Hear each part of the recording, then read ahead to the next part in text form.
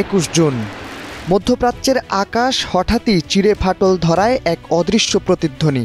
যুক্তরাষ্ট্রের বোমারু বিমান ও ক্ষেপণাস্ত্র আঘাত হানে ইরানের 3টি গুরুত্বপূর্ণ পারমাণবিক কেন্দ্র ফোর্ডো, নাতাঞ্জ ও ইস্পাহানে। ট্রাম্প প্রশাসনের এই পদক্ষেপ সরাসরি প্রমাণ করে দেয় যুক্তরাষ্ট্র এই সংঘাতে আনুষ্ঠানিকভাবে প্রবেশ করেছে। ফোর্দো ইজ গন। ট্রাম্পের ঘোষণা যেন এক প্রতিধ্বনি হয়ে ঘুরে বেড়ায় আন্তর্জাতিক মহলে। তার আগে বক্তব্য ছিল বিপরীতমুখী। 2 সপ্তাহ সময় দেওয়া হয়, তবে শান্তিপূর্ণ সমাধানের পথ খোলা থাকবে। কিন্তু শেষ পর্যন্ত সিদ্ধান্ত পাল্টে মার্কিন যুক্তরাষ্ট্র সরাসরি হামলায় অংশ নেয়, যা নিয়ে শুরু হয়েছে বৈশ্বিক উদ্বেগ।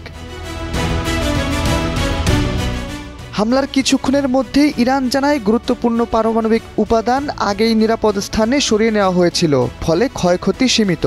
তবু এই আঘাতকে তারা ঘোষণা করছে যুদ্ধের ঘোষণা হিসেবে। তবে এখনও পর্যন্ত বড় ধরনের পাল্টা সামরিক প্রতিক্রিয়া দেখা যায়নি। ইরানের সর্বোচ্চ নিরাপত্তা পরিষদের এক কর্মকর্তা বলেন, আমাদের জবাব আসবে, শুধু সময়ের অপেক্ষা।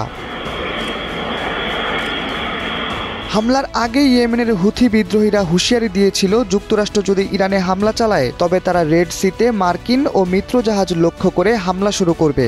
এখন সেই হুমকি বাস্তবায়নের সম্ভাবনা প্রবল। মার্কিন প্রতিরক্ষা বিশ্লেষকদের মতে হুথিদের হাতে ড্রোন ও ক্ষেপণাস্ত্র সরবরাহ হয়েছে, যা রেড সির বাণিজ্য ও সামরিক চলাচলে বড় বিপর্যয় আনতে পারে।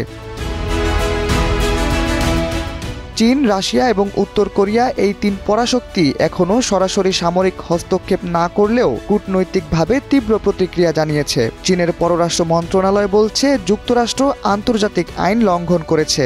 রাশিয়া এই হামলাকে আখ্যা দিয়েছে উস্কানিমূলক সামরিক আগ্রাসন। তবে এখন পর্যন্ত কোনো দেশ সরাসরি ইরানের হয়ে যুদ্ধে জড়ানোর ঘোষণা দেয়নি। তবুও আন্তর্জাতিক কূটনৈতিক বৃত্তে গুঞ্জন, একটি বৃহৎ প্রতিরোধ জোট গড়ে উঠতে পারে যদি সংঘাত আরও বাড়ে।